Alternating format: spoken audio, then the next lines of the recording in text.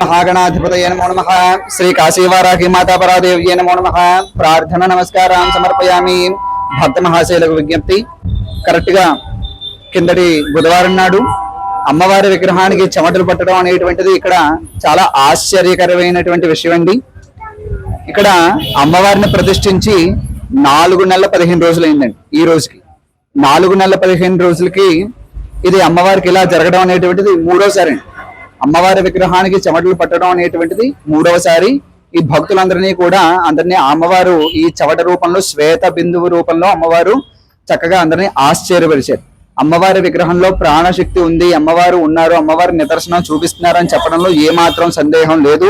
ఇక్కడికి వచ్చినటువంటి ప్రతి భక్తులకి కూడా అమ్మవారి యొక్క అనుగ్రహం సంపూర్ణంగా కలగజేస్తుంది అని చెప్పడంలో ఏమాత్రం కూడా సందేహం లేదు. ఓం శ్రీమాత్రే నమః.